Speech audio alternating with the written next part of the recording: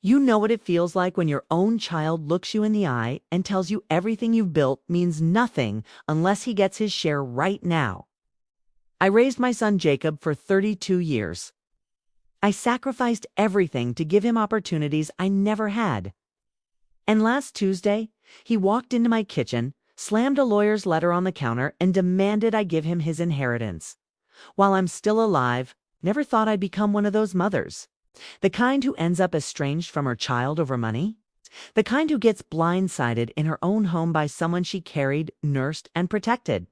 But that's exactly what happened. I'm Carolyn. I'm 56 years old. I worked 2 jobs for most of Jacob's childhood after his father left us when he was 3. I cleaned offices at night and worked retail during the day. Bought myself through community college 1 class at a time. Eventually, I became a bookkeeper for a small construction company. Nothing glamorous, but steady. Honest work. I never remarried.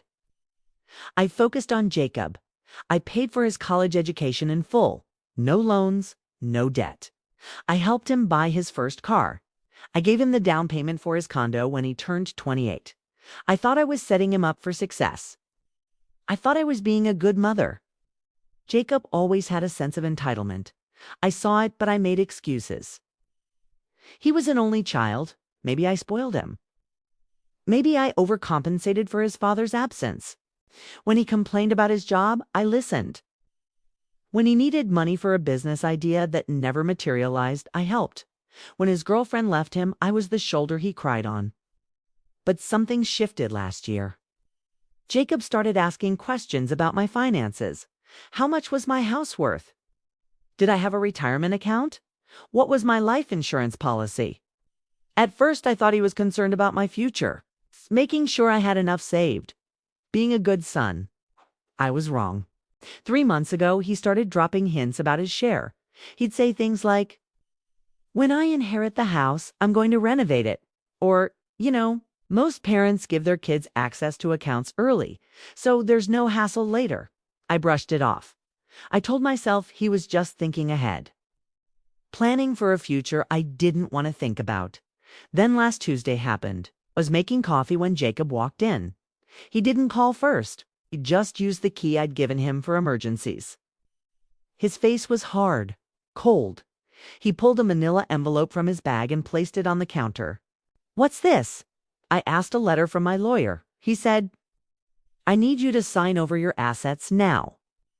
Or at least give me access to half of everything." I stared at him. "Excuse me, Mom? I'm 32. I've waited long enough. You've had your life. I deserve to have mine. This house alone is worth $400,000. Your retirement account has at least $200,000. I need capital to start my business. I can't keep waiting for you to die." Those words hung in the air. I can't keep waiting for you to die. My own son, the boy I raised alone. The man I sacrificed everything for? He just told me he was tired of waiting for me to die so he could take what I'd built. I didn't cry. I didn't yell. I just looked at him and said, "No." He blinked. "What?" I said, "No, you're not getting anything until I'm gone. And even that isn't guaranteed anymore." His face turned red. "You can't do that. I'm your son. I'm entitled to this." Entitled.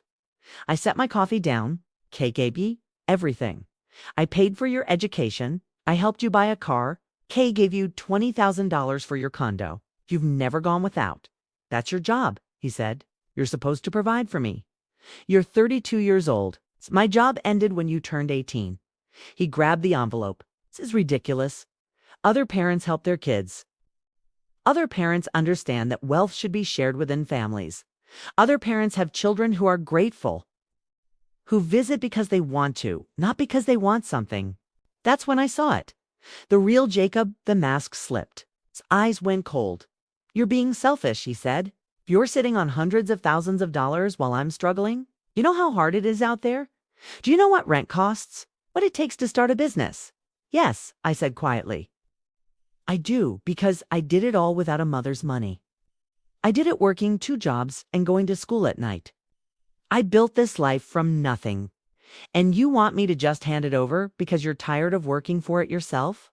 He stood up. "I can't believe you're doing this." After everything I've put up with. Yeah, growing up poor, wearing secondhand clothes, having a mother who was never home, living in a tiny apartment. I deserved better than that. Something inside me snapped, not with anger, with clarity. You're right, I said. You did deserve better. You deserved a father who stayed. You deserved financial security from the start. But you know what? So did I, and I didn't get it. So I created it for both of us. And you benefited from every single sacrifice I made. But instead of being grateful, you're standing in my kitchen demanding I give up my security so you don't have to work as hard as I did. He grabbed his bag. It's fine. Don't help me. But don't expect me to be around when you need something. I don't, I said. Not anymore. He left. The door slammed. And I sat in my kitchen in complete silence. I didn't call him. I didn't text. I changed my locks that same day. I also called my lawyer. I had my will rewritten. Jacob was removed as the primary beneficiary. Instead, I set up a charitable trust. When I pass, most of my assets will go to a scholarship fund for single mothers pursuing education. Jacob will receive a token amount, $5,000. And a letter I've already written explaining exactly why. He called me 4 days later. I didn't answer. He left a voicemail. His tone was different, softer, apologetic. Mom, I'm sorry, I was stressed. I didn't mean what I said. Can we talk? I didn't respond. Called again the next day and the day after that. He showed up at my house. I didn't answer the door. He sent texts. Long paragraphs about how he was going through a tough time, how he needed support, how he didn't understand why I was punishing him. I blocked his number. 2 weeks later, his girlfriend called me. I didn't know he was seeing someone new. She was sweet, nervous. She said Jacob had been depressed, that he missed me, that he wanted to make things right. I told her the truth, told her exactly what Jacob had said, what he'd demanded, what he'd revealed about himself. She was quiet for a long time. Then she said, "He told me you cut him off for no reason." Of course he did. She thanked me and hung up. 3 days later, Jacob called from her phone. I answered without thinking. "Mom, please, I need to talk to you." "No, you don't. You need money. I'm not giving it to you. Sarah left me. She said I was using her too, that I have a pattern, but I only care about what people can give me. She's right. How can you say that? I'm your son, and I loved you enough to give you everything I could while you were growing up. But you're not growing anymore, Jacob. You're just taking. And I won't enable that. So that's it. You're just done with me. I'm done being your bank. I'm done being the person you manipulate when you need something. If you want a relationship with me, it starts with you showing up as an adult. As someone who values me for more than my assets. But until then, yes. I'm done." He started crying. "I don't know how to fix this. Get a job. Build something for yourself. Stop waiting for handouts. Stop measuring your worth by what other people give you. And maybe, eventually, you'll understand what I tried to teach you your whole life." I hung up. That was 3 months ago. I haven't heard from Jacob since. I don't know if I will. Part of me hopes he'll figure it out, that he'll grow up. That one day, he'll show up at my door with genuine remorse and a real desire to build a relationship based on love instead of money. But I'm not holding my breath. I'm not sitting around waiting for him to change. I'm living my life. I joined a book club, started volunteering at a women's shelter teaching financial literacy. I took a solo trip to Colorado and hiked trails I'd only dreamed about. I'm learning what it means to prioritize myself after decades of putting someone else first, and I'm at peace with my decision. Because here's what I learned. Loving your child doesn't mean sacrificing your dignity. It doesn't mean allowing them to treat you like an ATM. It doesn't mean funding their refusal to grow up. Sometimes the most loving thing you can do is say no.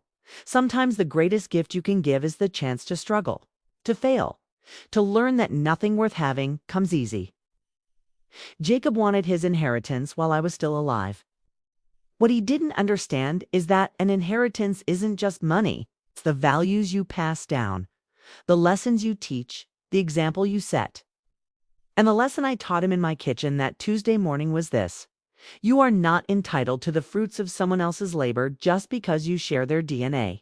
I don't regret my decision. I don't regret changing my will. I don't regret cutting off contact, because I gave Jacob every opportunity to succeed. I gave him education, support, and a foundation most people would kill for. What I won't give him is a free pass to adulthood. What I won't give him is my hard-earned security because he's too lazy or entitled to build his own. He called me selfish. But the truth is, I was selfish for 32 years. I put his needs above my own. I worked myself to exhaustion so he could have more than I did. I delayed my own dreams so he could chase his. And when I finally drew a boundary, when I finally said no, he couldn't handle it. That tells me everything I need to know. I hope he finds his way. I hope he learns to value himself for who he is, not what he has. I hope he builds a life he's proud of through his own effort. But I can't do it for him. And I won't fund his refusal to try. I'm 56 years old. I have at least 30 more years if I'm lucky. I'm not spending them as a walking checkbook. I'm not spending them waiting for the next demand. I'm not spending them enabling someone who sees me as an obstacle to his inheritance rather than a mother who deserves love and respect. I made my choice. I chose myself, and I do it again. Let me know in the comments, what would you have done in this situation? And do not forget to subscribe to Golden Years Diary for more stories like this.